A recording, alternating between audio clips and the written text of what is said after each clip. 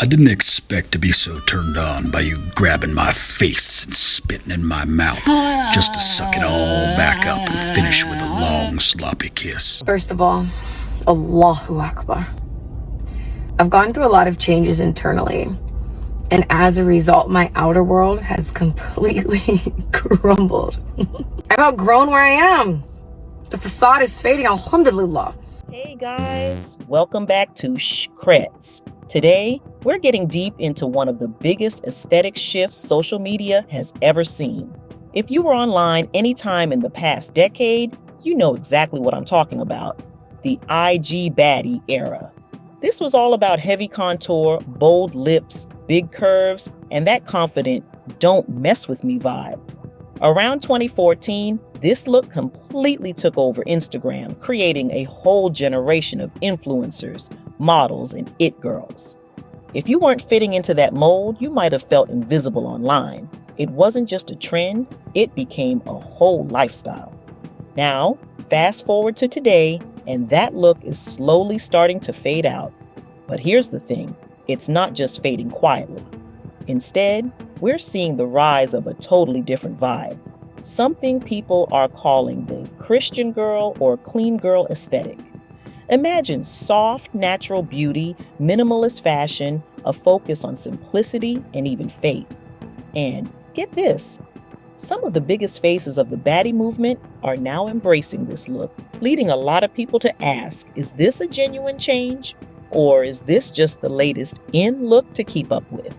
So, let's rewind for a second and dig into how this all started. The Baddie aesthetic hit its peak around 2014 when influencers like Kylie Jenner, the Kardashians, and even people like Ariana Grande were all promoting this ultra-glam, high-maintenance style. Back then, Instagram was flooded with bold makeup looks, big lips, hourglass bodies, and that ultra-confident, I'm living my best life energy. It was all meant to look effortless, but behind the scenes, keeping up with that lifestyle was anything but easy. It was intense. People were spending hours in glam and dropping major cash to achieve that look. And we can't forget that this effortless style was heavily influenced by cosmetic enhancements, BBLs, fillers, and even more invasive surgeries. Just to keep up with that Instagram perfect image, women were going under the knife to have curves and features that felt like they'd just been plucked from Photoshop. This woman thinks Kim Kardashian is the essence of feminine beauty, and she wants a derriere just like Kim.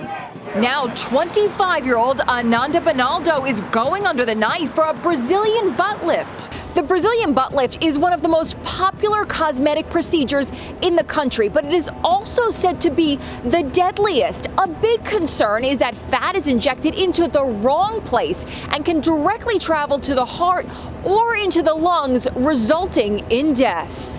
I'm fully aware of all the risks that takes. I just think regardless of the risks, I'm still willing to do it. You ready? Dr. Constantino Mendieta is a plastic surgeon in Miami who's going to give her the body she's always wanted. What are you looking for? Are you looking more for Jennifer Lopez or more for a Victoria's Secret runway? I'm looking for more of Jennifer. He sculpts her body with a marker. This is like a beautiful canvas for what I love working on. He also wants to make sure she understands the risks. Because people were getting these things called embolisms. That's where the fat got injected into the veins. It would travel to the lungs. Infections can happen. Those are really rare. Now it's time for surgery. Are you nervous? Not really. Dr. Mendieta spends 2 hours removing and injecting fat. Now I'm going to put fat in here so you can see the curve. Ananda gives a thumbs up as she's wheeled into recovery. This is her today. She's thrilled with the results. I like how he shows my butt. She shops for a new wardrobe, more comfortable than ever with her new body. According to the doctor, the procedure costs between $12,000 and $15,000. And here's where it gets interesting. The physical changes were only one piece of the puzzle. The Baddie aesthetic also pushed this whole luxury lifestyle, where you weren't just flaunting your makeup, you were flaunting your designer bags, lavish vacations, and a life of luxury. It was like a how-to manual for living a life that looked glamorous, exclusive, and sometimes unattainable. But there was another layer to it. The baddie aesthetic glamorized this idea of ride or die relationships with men who embodied the bad boy persona. These were usually older, wealthier men, the ones who had money, influence, and a certain edge. It made this lifestyle feel like a package deal where if you wanted to live the baddie dream, you had to get that bad boy partner along with it. And this brought in a whole other set of pressures. For a lot of young women, the baddie aesthetic wasn't just about looking good. It was about looking good while standing beside a high-status guy, living out that luxury, almost trophy girlfriend life. And here's where things got even trickier. This wasn't just a style. It became an impossible standard for so many people. Young women and even teenagers were feeling like they had to look older, more polished, and flawless at all times. Suddenly, cosmetic procedures became more normalized, like they were as casual as getting your hair done or buying a new outfit. The baddie look made it feel like you had to go all out, and this wasn't just affecting how people looked, it was affecting their self-worth. And as for relationships, let's just say that this image painted a pretty toxic picture of romance. You weren't seeing healthy partnerships in the baddie lifestyle. You were seeing glamorized ride or die love stories with controlling or unfaithful partners, making it look like these high-stakes relationships were somehow desirable. So, what's happening now? We're seeing a huge shift, and suddenly, that baddie aesthetic isn't as in demand as it once was. And here's where it gets really interesting. The Christian girl or clean girl aesthetic is starting to fill that space, and it's basically the total opposite. This new trend is about natural beauty, modest fashion, and even conservative values. Instead of heavy glam and luxury, we're seeing influencers promoting faith, simplicity, and a more grounded lifestyle.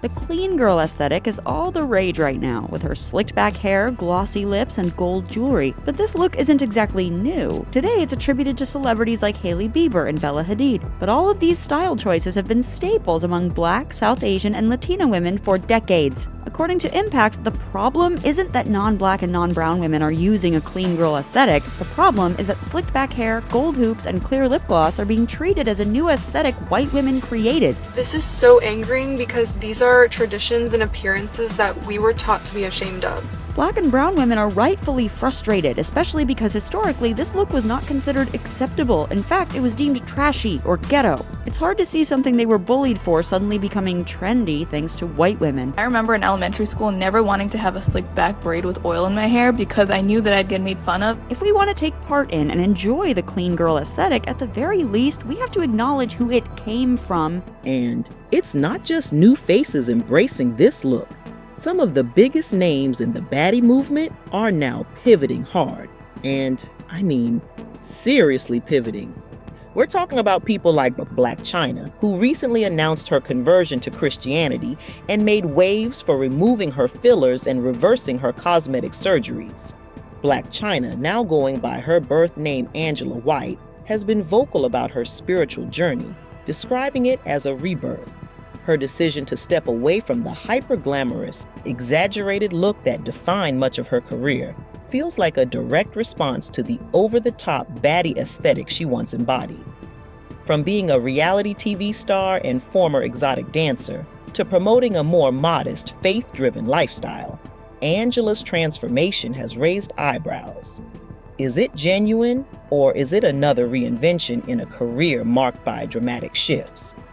While she seems to be embracing this change wholeheartedly, the timing makes people wonder if this is a reflection of personal growth or simply a shift to align with the current trends. Amber Rose, on the other hand, has taken a slightly different route.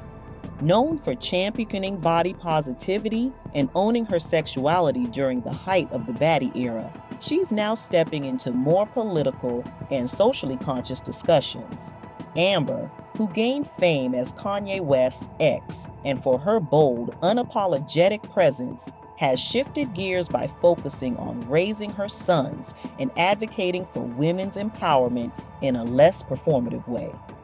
While she hasn't explicitly denounced the baddie aesthetic, her actions and messaging suggest a clear pivot away from it. For someone who spearheaded movements like the Slut Walk, her newfound focus has sparked debates. Is this transition an evolution of her message? Or is it another way to stay relevant in a world that's increasingly moving away from hypersexualized images? Brittany Renner is another example.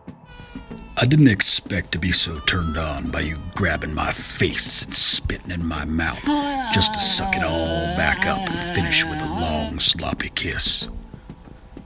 I'm pretty sure when your mouth engulfed mine, you took a part of my soul with you. My experience, the worst people to deal with are the athletes. None of them use condoms, really. So if y'all really want to try to come up off a check off a man, I mean, you could just athlete. They're really dumb. Her recent conversion to Islam has sparked conversations online, especially after she opened up about her financial struggles and the uncertainty of providing for her 3-year-old son, PJ Jr. In a heartfelt social media post, she spoke about how her internal changes have caused her outer world to crumble. First of all, hi. So I'm currently cleaning house, out with the old and with the new, manifesting a new wardrobe, inshallah. I have no idea how this is gonna look. I have contractual obligations, clothes to wear, posts to do, bills that have to be paid, and, showing up the best I can.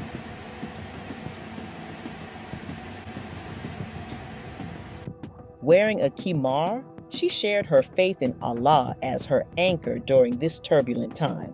First of all, Allahu Akbar. I've gone through a lot of changes internally, and as a result, my outer world has completely crumbled.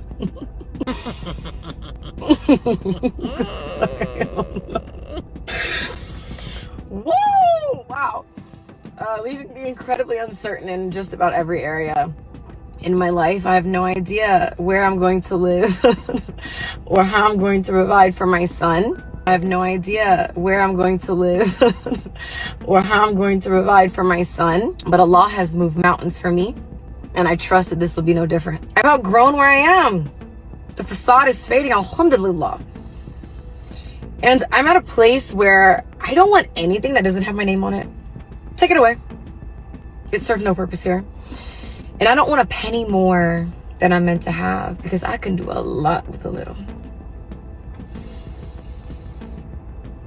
The facade is fading. And when the facade fades and all the BS is cleared out, it makes room for what has always been for you.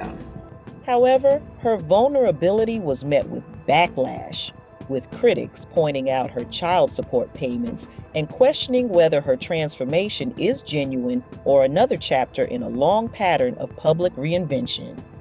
It's moments like these that fuel the skepticism around whether this shift is truly about faith or just a new way to stay relevant. And here's where the skepticism kicks in. It's giving some people flashbacks to what the Kardashians did with their BBL trend. Remember how they profited off curvy bodies and promoted the ultra-voluptuous look, only to start reversing their surgeries once slimmer, more natural bodies became trendy again? So, people are wondering, is this shift to the clean girl aesthetic really about personal change, or is it just another trend to cash in on? Think about it. Social media is all about the next big thing, and right now, faith-driven, wholesome influencers are gaining a ton of followers. The wholesome, faith-based lifestyle has a massive audience, and when you see former IG baddies now talking about family values and quoting Bible verses, it's hard not to question if they're genuinely embracing these beliefs or just rebranding to stay relevant. But I get why this aesthetic is so appealing. After years of heavy glam, cosmetic procedures, and hyper-perfection, People are craving something real, something they can actually relate to. The Christian or clean girl aesthetic feels like a breath of fresh air. No need for the perfect body, no pressure to go under the knife. It promotes simplicity and a real life that feels more grounded. People are tired of feeling like they have to look Instagram perfect every second of every day. So this new aesthetic feels like a relief, like permission to be yourself without all the extras. However, when we see former baddies embracing this shift, it's hard not to feel a little skeptical. These are the same people who are all about luxury, glam, and even pushing a certain type of toxic relationship dynamic. Now, they're suddenly all about faith and modesty. Is this a real change or just another hustle to keep the followers rolling in? Because let's be real, if this new clean girl trend just becomes a way to make money, it risks being just as performative as the baddie culture it's replacing. So, where does that leave us? As more people embrace this softer, more faith-centered aesthetic, it could lead to some positive changes. We're seeing people move away from hyper-glam lifestyles and focusing on things like family, spirituality, and self-acceptance. But it's important for all of us to stay critical and not take everything at face value. Social media is built on trends, and what matters most is finding what feels real to you, not just following what's in. At the end of the day, your worth isn't tied to any trend, whether it's the baddie look, the clean girl aesthetic, or something in between. So if you're drawn to this new vibe, great. Just remember to keep a clear eye on who's promoting it and why. Don't feel pressured to mold yourself to fit any aesthetic that doesn't feel right for you, because in the end, authenticity is what truly matters. All right, that's it for today's Crets. Let me know what you think. Is this clean girl aesthetic here to stay, or is it just another rebranding strategy? Drop your thoughts in the comments, and until next time, thanks for watching. Bye.